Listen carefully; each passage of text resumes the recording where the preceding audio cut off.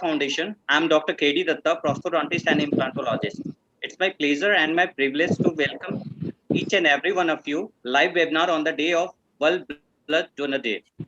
World Blood Donor Day celebrated every year on 14th of June to raise awareness about blood donation, which saves millions of lives every year. Now today we are with very interesting topic, why should donate blood in the context of COVID-19 pandemic.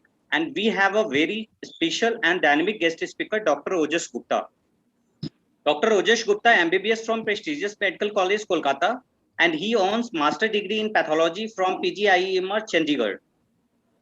He worked as senior resident in PGIEMR, Chandigarh. Presently, he is assistant professor in Department of Pathology, Institute of Medical Science, BHU, Varanasi. He is a live member of Indian Medical Association and Association of Indian Academy of Pathology. He has various national and international publications. He is DNB Fellowship in PDCC. So, here live with Dr. Ojas Gupta for the webinar. Over to you, Dr. Ojas, sir.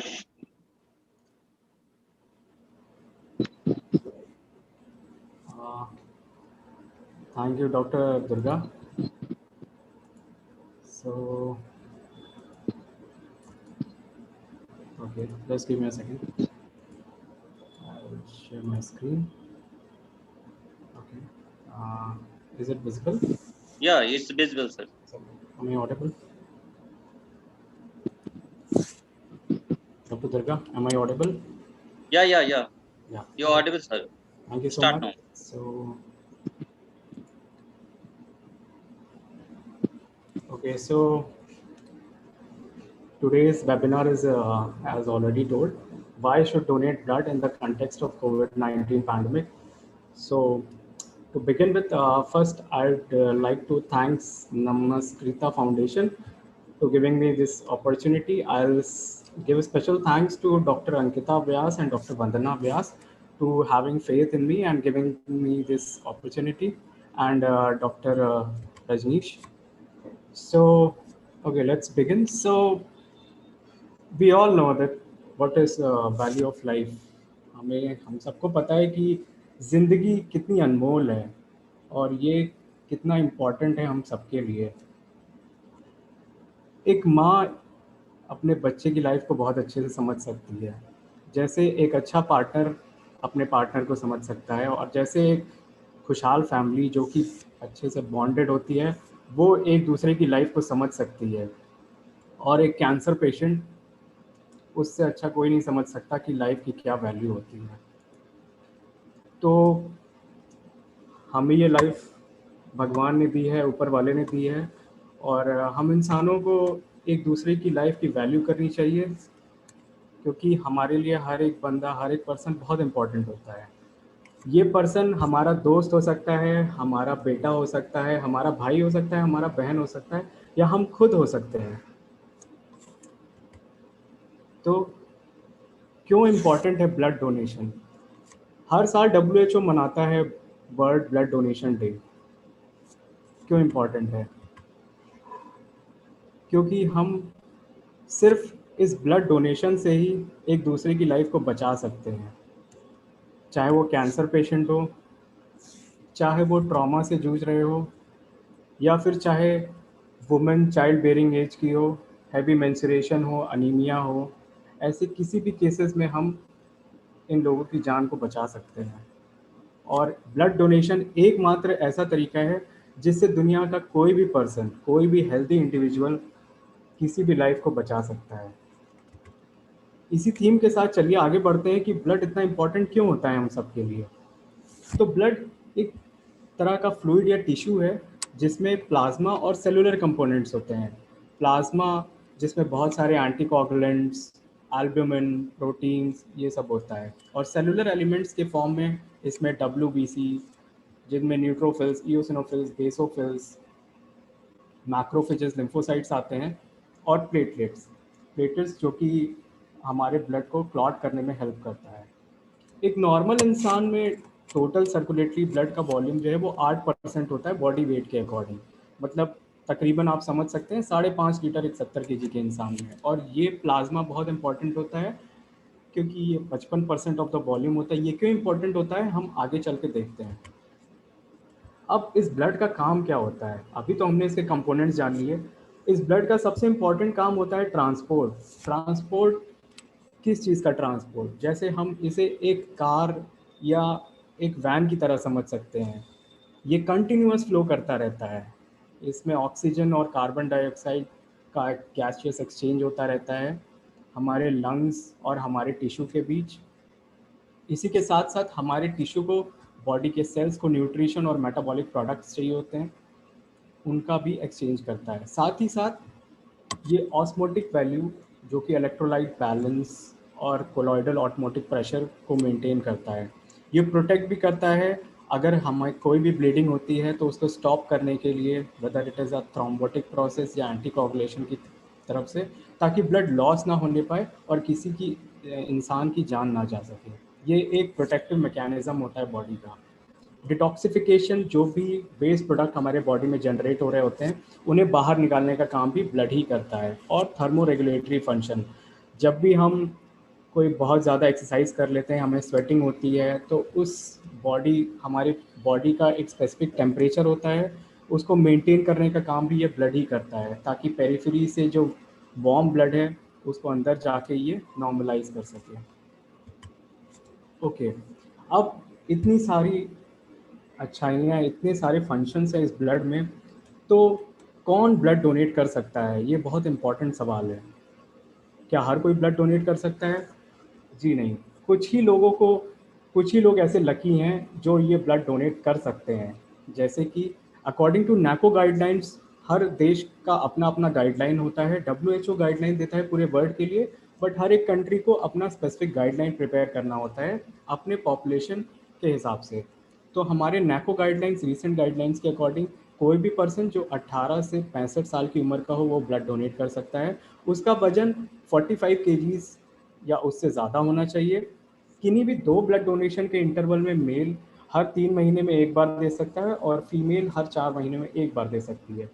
Blood donation के पहले कुछ doctors या physician कुछ pre requisite test करते हैं, जैसे blood pressure नापते हैं, पल्स, टेम्परेचर, रेस्पिरेटरी रेट, ये सारी चीज़ें मेजर करते हैं और साथ में हिस्ट्री लेते हैं।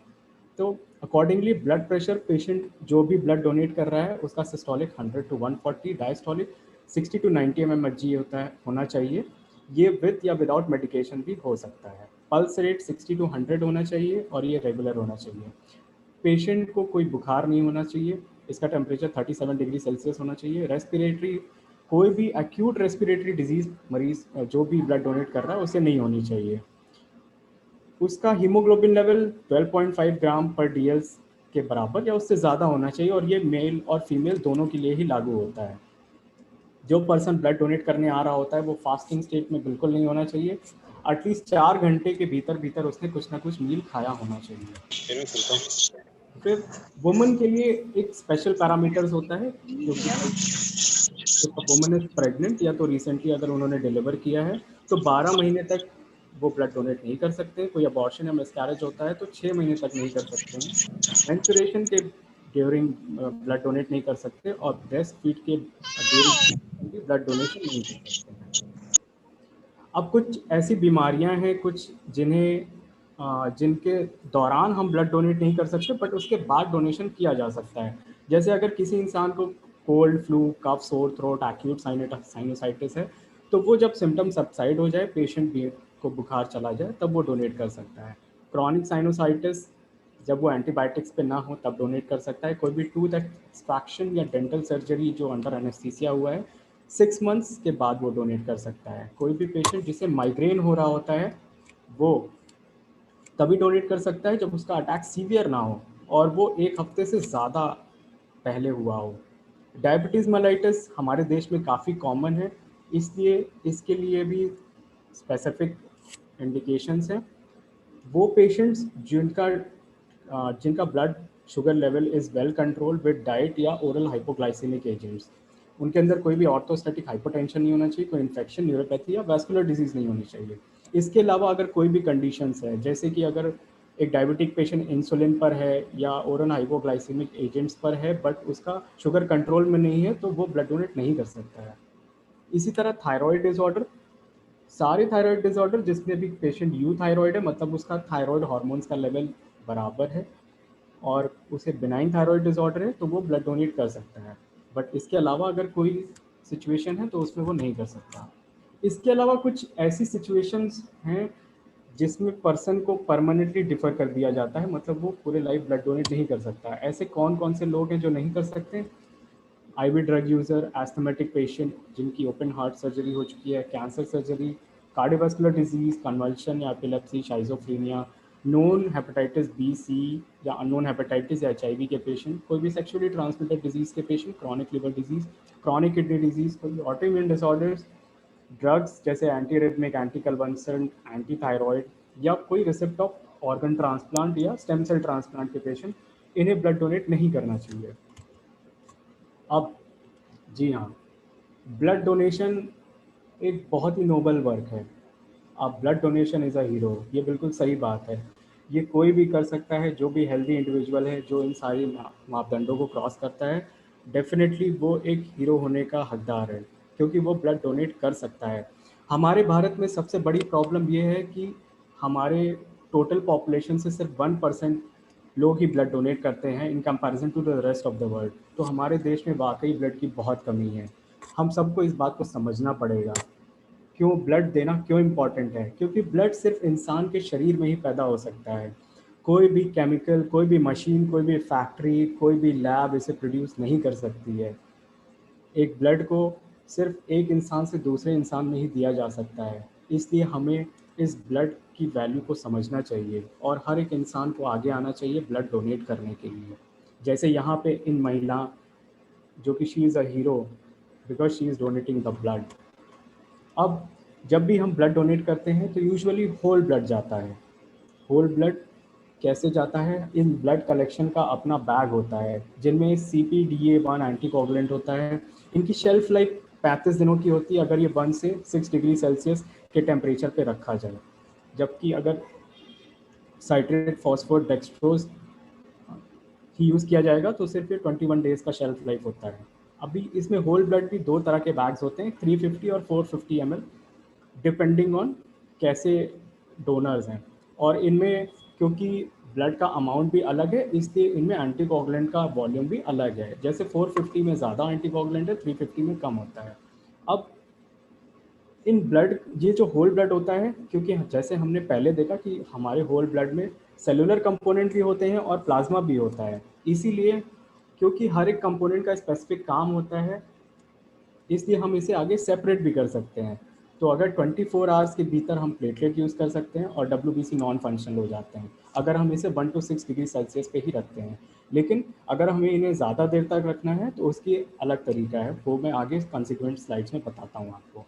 अब जैसे कुछ क्लॉटिंग फैक्टर्स बहुत ही जल्दी नष्ट हो जाते हैं, जैसे फैक्टर 5 हुआ, फैक्टर 8 हुआ, ये होल ब्लड में बहुत ही कम होते हैं। और whole blood usually component therapy में बहुत कम ही यूज़ करते हैं। मतलब यूजुअली होल ब्लड का जो यूज़ होता है वो एक मैसिव ट्रांसफ्यूजन के केस में होता है। अब जब ब्लड कलेक्ट कर लिया जाता है तो बहुत सारे टेस्ट किए जाते हैं, जैसे कि ब्लड ग्रुपिंग, एक डोनर और पेशेंट के बीच में क्या क्रॉस मैच है। एबीओ एबीओ जो मेजर ब्लड ग्रुपिंग टाइप है, ए बी या ओ का मतलब उसमें कोई एंटीजन नहीं है, ए और बी का मतलब उसमें एंटीजन है बट एंटीबॉडी नहीं है, ओ में सिर्फ एंटीबॉडीज होता है। तो इस टेबल में यही दिखाया गया है कि इन ब्लड ग्रुप्स वाले को, जैसे ए और बी में ए और बी एंटीजन है बट इसमें कोई एंटीबॉडी नहीं है, तो कौन इन्हें ब्लड दे सकता है? ए बी को ए बी वाले ब्लड दे सकते हैं, ठीक है। बट ये, और ये किन किन से रिसीव कर सकते हैं? ए बी ओ, मतलब ये यूनिवर्सल एक्सेप्टर होते हैं, ओके। इसी तरह से ओ में कोई एंटीजन नहीं होता है बट ए और बी के अगेंस्ट एंटीबॉडी होता है। तो कौन इन्हें ब्लड, ये किन को ब्लड दे सकते हैं? ए बी, ये सभी को ब्लड दे सकते हैं, इसीलिए ये यूनिवर्सल डोनर कहलाते हैं। बट ये एक्सेप्ट सिर्फ ओ ब्लड ग्रुप वालों से ही कर सकते हैं, क्योंकि इनके अंदर ए और बी के अगेंस्ट एंटीबॉडी होती है।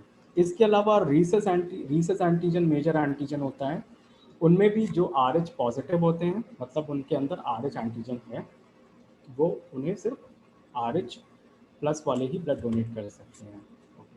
अब हम होल ब्लड पे थोड़ा सा और चलते हैं। होल ब्लड किन किन सिचुएशन में दे सकते हैं? कोई भी सिम्टोमेटिक अनीमिया जिसमें कि लार्ज वॉल्यूम ऑफ डेफिसिट हो। अब यूजुअली जब भी हीमोग्लोबिन 7 से कम होता है तो उस केस में होल ब्लड ट्रांसफ्यूजन या पैक्ड आरबीसी का ट्रांसफ्यूजन करते हैं। इसका काम क्या होता है? Oxygen carrying capacity of blood को बढ़ा देता है। ऑक्सीजन हमारे शरीर में बहुत इंपॉर्टेंट है, और जब ब्लड की कमी हो जाती है तो ऑक्सीजन लंग से हमारे टिश्यू तक नहीं पहुंच पाता है।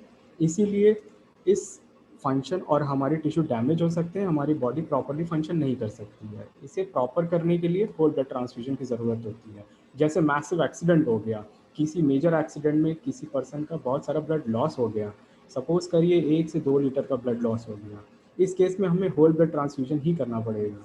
और इसे massive loss, it's like a kind of massive loss, जिसमें पेशेंट को बहुत ही रैपिडली ब्लड ट्रांसफ्यूज करना होता है।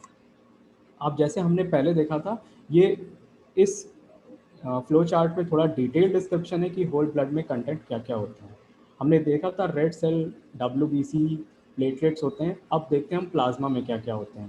प्लाज्मा में फ्रेश फ्रोजन प्लाज्मा, जिनसे क्रायो प्रेसिपिटेट और क्रायो सुपरनेटेंट प्लाज्मा निकल सकता है सिर्फ, और फ्रैक्शनेटेड प्रोडक्ट्स जैसे कि different coagulating factors like factor 7, factor 8, factor 9, albumin या इम्यूनोग्लोबुलिन। हम सब्सिक्वेंट स्लाइड्स में देखेंगे कि इन्हें कैसे सेपरेट करते हैं। अब क्या क्या ब्लड कंपोनेंट्स होते हैं? जैसे RBC, रेड ब्लड सेल्स। अब कुछ पेशेंट्स ऐसे होते हैं जिनमें कि जो कि ऑटो इम्यून पेशेंट्स होते हैं, उनमें अगर आप ल्यूकोसाइट रिप्लीटेड वाले ब्लड अगर ट्रांसफ्यूज करेंगे तो उनमें ऑटो इम्यून रिएक्शंस हो सकते हैं। ऐसे पेशेंट्स में ल्यूकोसाइट डिप्लीटेड ब्लड को डोनेट करना होता है, जो कि फिल्टर की तरह से की वजह से फिल्टर हो जाते हैं। ऑटोलॉगस ब्लड, जब किसी मरीज़ को हम जानते हैं कि आगे ब्लड डोनेशन की ज़रूरत पड़ सकती है किसी मेजर ऑपरेशन के पहले, तो हम उस मरीज़ का ब्लड निकाल लेते हैं और ताकि हम उसे ब्लड में ट्रांसफ्यूज कर सकें। That's called autologous blood. फिर प्लेटलेट और leucocyte reduce by filtration, the same platelet transfusion, fresh frozen plasma, plasmapheresis या क्रायो या सुपरनेटेंट प्लाज्मा या क्रायोप्रेसिपिटेट। हम सब्सिक्वेंट स्लाइड्स में देखते हैं इनका कैसे यूज़ होता है। सीरम एल्ब्यूमिन, जब भी बॉडी में एल्ब्यूमिन की कमी हो जाती है, जैसे कोई बर्न पेशेंट हुआ, या IV इम्यूनोग्लोबुलिन, कोई भी ऑटोइम्यून डिसऑर्डर्स जिसमें IV एंटी इम्यूनोग्लोबुलिन देते हैं, RH इम्यूनोग्लोबुलिन या अदर कोई भी इम्यूनोग्लोबुलिन, फैक्टर 8, 7, 9, जिन पेशेंट्स में इन फैक्टर्स की कमी होती है जैसे हीमोफीलिया A, B या C, या फाइब्रोगैमिन या जोस्टर इम्यूनोग्लोबुलिन। अब होल ब्लड से अलग अलग ब्लड के कंपोनेंट्स को सेपरेट कैसे करते हैं? एक बड़ी सी सेंट्रीफ्यूज मशीन होती है, उनमें हम होल ब्लड को डालते हैं। अभी होल ब्लड के साथ कई different bag, at least 3 bags attach होते हैं, जिनमें जिनमें RBC, पैक्ड RBC, प्लेटलेट्स और प्लाज्मा सेपरेट हो जाते हैं by the act of centrifugation. जैसे हम यहाँ पे देख सकते हैं कि यहाँ प्लाज्मा, बाफीकोट और रेड सेल सेपरेट है, और इन बैग्स में आफ्टर दिस सेंट्रीफ्यूगेशन प्रोसेस ये सारे तीनों कंपोनेंट सेपरेट हो जाएंगे when it is run at 4000 RPM for 4 to 5 minutes। Okay, अब इन ब्लड में क्या क्या कंपोनेंट्स होते हैं, ये यहाँ पे एक फ्लो चार्ट के द्वारा दर्शाया गया है कि कैसे ब्लड के डिफरेंट कंपोनेंट्स को हम सेपरेट कर सकते हैं ताकि हम उन्हें आगे ट्रांसफ्यूज कर सकें पेशेंट्स को एज पर द रिक्वायरमेंट। तो होल ब्लड को जब हम सेंट्रीफ्यूज करेंगे तो इसमें से सबसे पहले पैक्ड रेड सेल्स निकल जाएंगे। इनको हम या तो ल्यूकोसाइट पुअर रेड सेल्स के फॉर्म में यूज़ कर सकते हैं या तो फ्रोज रेड सेल के फॉर्म में यूज़ कर सकते हैं। इसके बाद जो बचेगा हमारे पास, वो बचेगा प्लेटेड रिच प्लाज्मा। इसको फिर हमें 20 डिग्री सेल्सियस पे सेंट्रीफ्यूज करना है। इसमें से जो निकलेगा वो प्लेटलेट निकलेगा, और जब प्लेटलेट निकल जाएगा तो प्लेटलेट जैसे हम डेंगू के केस में यूज़ करते हैं, अभी अ, बरसात का सीज़न आ गया है तो प्लेटलेट की बहुत ज़्यादा ज़रूरत पड़ने वाली है, इस वजह से और ब्लड डोनेशन की बहुत ज़्यादा ज़रूरत है। इस प्लेटलेट के निकलने के बाद प्लेटलेट पुअर प्लाज्मा बचता है, जो कि फ्रेश फ्रोजन प्लाज्मा, क्योंकि इसको -20 डिग्री सेल्सियस पे स्टोर करना होता है, इसलिए इसको फ्रोजन प्लाज्मा कहते हैं, अदरवाइज़ ये डैमेज हो जाएगा। इसके अलावा जो बचा हुआ -70 डिग्री सेल्सियस पे जो जो भी हमारा सुपरनेटेंट है उसे हम सेव करेंगे, वो क्रायोप्रेसिपिटेट कहलाता है अगर इसको थॉ करने के बाद, और सब्सिक्वेंटली ये फैक्टर 8 पुअर प्लाज्मा के फॉर्म में निकलता है। अब क्या एडवांटेज हैं होल ब्लड और ब्लड कंपोनेंट के? तो ब्लड कंपोनेंट एक एडवांस चीज़ें हैं। पहले 1800 सदी में ये ब्लड ट्रांसफ्यूजन स्टार्ट हुआ था यूज़ करना। वैसे 1600 सदी में बोलते हैं यूज़ करना, बट एक्टिवली ये स्टार्ट हुआ है 1800 सदी के आसपास से। बट 1980 के बाद से हम कंपोनेंट थेरेपी यूज़ करना शुरू कर चुके हैं। क्या एडवांटेज है, क्यों यूज़ करते हैं? ऑल्दो इसमें डिफरेंट बैग्स की ज़रूरत पड़ती है, स्टोरेज की ज़रूरत पड़ती है, हमें अलग रेफ्रिजरेशन यूज़ करना पड़ता है, बट फिर भी हम यूज़ करते हैं। क्यों यूज़ करते हैं? क्योंकि सिर्फ एक पर्सन के ब्लड डोनेशन से आप सोच सकते हैं, सिर्फ एक पर्सन एक साथ 3 लोगों की जानें बचा सकता है। वो पैक्ड आरबीसी भी दे सकता है, प्लेटलेट्स भी दे सकता है और प्लाज्मा भी दे सकता है। तो आप समझ सकते हैं ब्लड डोनेशन कितना इम्पॉर्टेंट है। अब कंपोनेंट के क्या क्या एडवांटेज हैं? स्पेसिफिक कंपोनेंट को एडमिनिस्टर कर सकते हैं कई पेशेंट्स को फ्रॉम सिंगल डोनेशन। ओके, फिर जो भी अननेसेसरी या अनवांटेड चीज़ें हैं जिनकी हमें ज़रूरत नहीं है, लेट अस सपोज अगर किसी पेशेंट में एंटी कोगुलेशन फैक्टर्स की डेफिशिएंसी है, तो हम उन्हें आरबीसी देख के हम उन्हें कोई फ़ायदा नहीं कर रहे हैं। रादर अगर हम उन्हें सिर्फ कोगुलेटिंग फैक्टर्स दे दें तो उनका ज़्यादा भला हो जाएगा। एक तो ये एडवांटेज हो गया। दूसरा, स्टोरेज रिक्वायरमेंट अलग अलग कंपोनेंट के लिए अलग होता है। अगर हम होल ब्लड को एक ही तरह से स्टोर करेंगे तो बाकी कंपोनेंट्स उसके नष्ट हो जाएंगे, लेकिन अगर हम उन होल ब्लड से कंपोनेंट्स को सेपरेट करके जैसी रिक्वायरमेंट है उन्हें स्टोर करने की वैसे स्टोर करेंगे तो वो ज़्यादा दिन तक चलेंगे और वो ज़्यादा यूज़फुल हो सकते हैं हमारे लिए।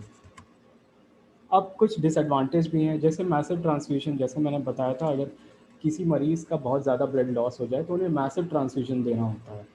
ऐसे मरीज़ में अगर हम कंपोनेंट थेरेपी देते हैं तो उनका कोई एडवांटेज नहीं होगा, क्योंकि हमें अलग अलग कंपोनेंट बहुत सारे देने पड़ेंगे। सो ये एक डिसएडवांटेज है। और क्या डिसएडवांटेज है? इन्फेक्शियस कॉम्प्लिकेशंस हो सकते हैं, जैसे कि क्योंकि ज़्यादा डोनर इंक्रीज़ करते हैं तो वो ज़्यादा चांसेस होते हैं इन्फेक्शन के भी। ओके, अब इनका स्टोरेज कैसे करते हैं? रेड ब्लड सेल्स को हम 1 to 6 डिग्री सेल्सियस पे 42 डेज़ के लिए मैक्सिमम आरबीसी, जो कि CP2D या AS3 में अगर सेव हो रहा है तो 35 डेज़ के लिए स्टोर कर सकते हैं। प्लेटलेट्स को 22 to 24 डिग्री सेल्सियस पे 5 दिन के लिए हम मैक्सिमम रख सकते हैं with continuous agitation.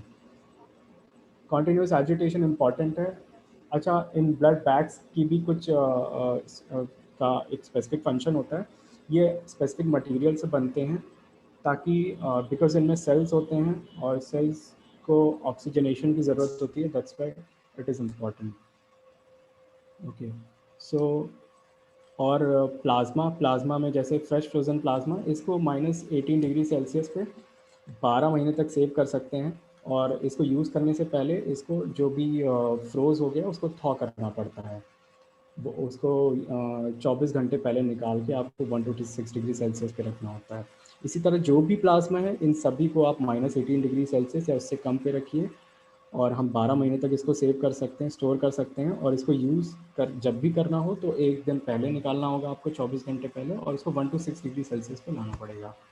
Similarly cryoprecipitate को भी हम -18 डिग्री सेल्सियस से या उससे कम पे रखेंगे और वो भी 12 महीने तक चल सकता है, बट वो 4 आवर्स के भीतर ही यूज़ करना होता है।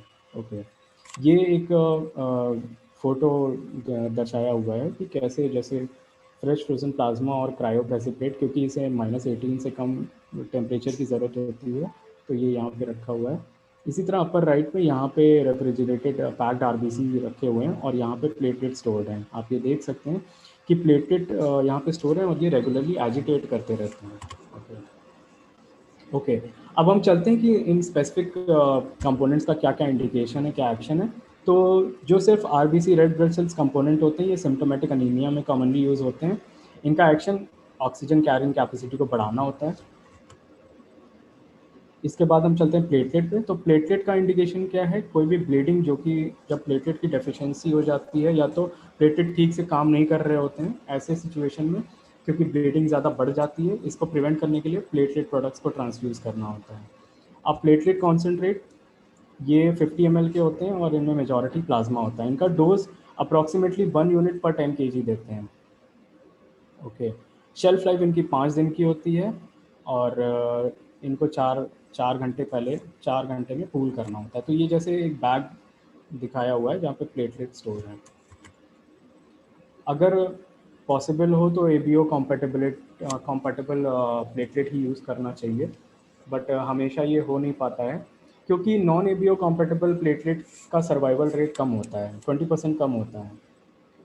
और 1 यूनिट का प्लेटलेट जो भी हम ट्रांसफ्यूज़ करते हैं उससे एटलीस्ट 7,000 टू 10,000 पर मिलीमीटर क्यूब जो है वो प्लेटलेट 1 घंटे के अंदर बढ़ जाता है। ओके, और सिंगल डोनर प्लेटलेट हमेशा 6 यूनिट ऑफ पूल प्लेटलेट की इक्वलेंट होता है। ओके, सो अब चलते हैं हम फ्रेश फ्रोजन प्लाज्मा के लिए। तो ये क्यों यूज़ होता है? करेक्शन ऑफ कोई भी clotting factor deficiency, where clotting factor concentrator not available और multiple clotting deficiencies are present, जैसे कि कोई भी लीवर डिसऑर्डर हो गया है ना, या कोई भी डिसमिनेटेड इंट्रावैस्कुलर कोएगुलोपैथी हो गया, इन सिचुएशन में जहाँ पे क्लॉटिंग फैक्टर्स की डेफिशिएंसी हो जाती है। तो एक सिंगल बैग में यूजुअली 200 से 250 ml of fresh frozen plasma होता है। इसका डोसेज जो है वो 10 टू 15 ml पर केजी ऑफ बॉडी वेट देना होता है। और ये कोagulation स्टडी जैसा प्रोथ्रोम्बिन टाइम या एक्टिवेटेड पार्शियल थ्रोम्बोप्लास्टिन टाइम होता है उसके अकॉर्डिंग इसको टाइट्रेट करना होता है कि कितना डोसेज देना है। स्टोरेज जैसे मैंने बताया था और शेल्फ लाइफ 1 साल। कुछ कॉन्ट्राइंडिकेशन है जैसे क्योंकि अभी स्पेसिफिक थेरेपी अवेलेबल हो गई है लाइक फैक्टर 8 फैक्टर 9 विटामिन के, ऐसे कंडीशंस में हम स्पेसिफिक थेरेपी ही हमें देना चाहिए rather than fresh frozen plasma. Volume expansion या तो कोई भी आईजीए एंटीबॉडीज या सिलेक्टिव आईजीए डेफिशिएंसी के केस में इन्हें नहीं देना चाहिए। ओके, तो ठीक है, ये हमने देख लिया है कि ये 6 से 8 घंटे के भीतर इसको फ्रोज करना होता है और ये 5 साल तक चल सकता है। ओके, इसमें भी एबीओ कॉम्पेटिबिलिटी चाहिए, but R H negative patient को R H positive fresh frozen plasma भी दे सकते हैं। 4 to 5 units of platelet, 1 unit of whole blood के similar quantity of coagulation factor होते हैं इन फ्रेश फ्रोजन प्लाज्मा में। और क्लॉटिंग फैक्टर 30% तक बढ़ा देते हैं ये 10 to 15 ml पर केजी के अकॉर्डिंग। फिर नेक्स्ट आते हैं हम क्रायोप्रेसिपिटेट पे। तो क्रायोप्रेसिपिटेट का कंटेंट क्या क्या होता है? एक तो इसमें फैक्टर 8 होगा, फिब्रिनोजन होगा, फाइब्रोनेक्टिन होगा, वॉन वेलेब्रेन फैक्टर होगा और फैक्टर 13 होगा। इसका वॉल्यूम यूजुअली 10 to 15 ml है। इसका शेल्फ लाइफ 1 ईयर है और इसे लेस देन -30 डिग्री सेल्सियस पे पे स्टोर करना होता है और इसे 6 घंटे के अंदर थॉ करना होता है देने से पहले। इसके क्या क्या इंडिकेशंस हैं? ब्लीडिंग, कोई भी ब्लीडिंग टेंडेंसी को करेक्ट करना, जो कि फिब्रिनोजन वॉल विलेबल फैक्टर या फैक्टर 8 या फैक्टर 13 डेफिशिएंसी या डिस्फंक्शन की वजह से हो रहा है, या भी कोई यूरीमिया की वजह से जो भी ब्लीडिंग हो रहा है। डोसेज क्या होता है इसका? अडल्ट डोज 10 यूनिट्स में 2 ग्राम ऑफ फिब्रिनोजन इसे पेशेंट को हम दे सकते हैं। और प्रेफरेबली एबीओ कॉम्पेटेबल ही क्रायोप्रेसिपिटेट देना चाहिए, बिकॉज आरबीसी फ्रैगमेंट्स हो सकते हैं जो कि सेंसिटाइज कर सकते हैं आरएचडी नेगेटिव पेशेंट्स को। ओके, फिर पोस्ट ट्रांसफ्यूजन टेस्टिंग, जब ब्लड मिल जाता है उसके बाद हमें कुछ टेस्टिंग भी करनी होती है, स्पेशली इन्फेक्शियस एजेंट्स के लिए, जैसे HIV हुआ, हेपेटाइटिस बी सी, कोई भी STD disorder like gonorrhoea, syphilis, या और भी कोई पैरासाइट जैसे मलेरिया पैरासाइट हो गया, ट्रोफोजोआ। ओके, तो इन सब के लिए हमें टेस्ट करना चाहिए, क्योंकि अगर हम इन ब्लड को हम पेशेंट में ट्रांसफ्यूज़ कर देंगे तो उन्हें भी वो डिजीज़ हो सकती है। ओके, ओके, तो कोविड-19 हमारे लिए एक नया सिचुएशन है। ओके, तो हम सबके लिए, पूरे वर्ल्ड के लिए। तो जैसा कि हम जानते हैं कि ब्लड, अभी हमें पता लग गया है कि ब्लड का कितना ज़्यादा इम्पोर्टेंट है। देखिए, कोविड-19 तो आ गया, बट कोविड-19 के अलावा जो बाकी बीमारियां थी वो अभी भी हैं। मतलब अभी भी लोगों को कैंसर हो रहा है, अभी भी लोगों को थैलेसीमिया हो रहा है, अभी भी लोगों को अनीमिया हो रहा है, और इन सभी लोगों को ब्लड की ज़रूरत है। तो हमें क्या करना चाहिए? जहाँ भी कोविड-19 के पैंडमिक के टाइम पे जहाँ भी ब्लड डोनेशन का शिविर लगे, हमें ये इंश्योर करना चाहिए कि वो कोविड-19 सेफ्टी बिहेवियर को फॉलो कर रहे हैं। अभी जब भी ब्लड डोनेशन के लिए कोई भी कैंप लगेगा, जैसे हमारे यहाँ लग रहा है या कहाँ कहीं भी लग रहा है, तो वहाँ पे प्रॉपर गाइडलाइंस को फॉलो करना स्टेट गवर्नमेंट के थ्रू बहुत मैंडेटरी हो गया है, तभी परमिशन मिलती है। और ये ज़रूरी भी है, क्योंकि हमें प्रिकॉशन के साथ इस चीज़ को करना चाहिए, ब्लड को डोनेट करना चाहिए। ब्लड को डोनेट करने से कोई प्रॉब्लम नहीं है, अगर आप सारे प्रिकॉशंस को फॉलो करने के साथ डोनेट कर रहे हैं। अगर आप मास्क पहन रहे हैं, सोशल डिस्टेंसिंग को फॉलो कर रहे हैं, प्रॉपर हैंड सैनिटाइजेशन कर रहे हैं, तो डेफिनेटली आपको कोई भी इन्फेक्शन नहीं होगा। ब्लड डोनेशन बहुत ही नोबल एक्ट है, इसको करिए, चाहे कोविड-19 हो या ना हो। अगर कोविड-19 है तो प्रॉपर प्रिकॉशन के साथ करिए। अगर आपको कोविड-19 हो गया है, इन्फेक्शन हो गया है, तो डिज़ीज़ हो गई है, तो आप 3 महीने के लिए रुक सकते हैं, उसके बाद आप फिर से ब्लड डोनेट कर सकते हैं। वैक्सीनेशन के बाद भी आप 3 महीने तक रुक सकते हैं, जब भी आपका सिम्पटम चला जाए उसके बाद आप ब्लड डोनेट कर सकते हैं। तो एक बार फिर से मैं इस चीज़ को एम्फसाइज़ करूँगा कि जीवन बहुत अनमोल है, आपके लिए भी, हमारे लिए भी, हम सबके लिए भी। पूरे ह्यूमैनिटी के लिए जीवन बहुत इम्पोर्टेंट है। अभी की सिचुएशन अच्छी नहीं है, बट इस बुरी सिचुएशन में भी हमें साथ मिल के चलना चाहिए, हमें एक दूसरे की हेल्प करनी चाहिए। तभी हम इस लाइफ को, ह्यूमन लाइफ को सस्टेन कर सकते हैं और आगे बढ़ा सकते हैं। कोई भी प्रॉब्लम हमारे साथ, आपके साथ या किसी के भी साथ हो सकती है। अगर ब्लड अवेलेबल होगा तभी वो ट्रांसफ्यूज़ हो पाएगा, तभी मरीज़ की जान बच पाएगी। ये हमें आपको समझना पड़ेगा आज, अभी से और हमेशा के लिए। ब्लड डोनेट करिए और हीरो बनिए। Thank you so much.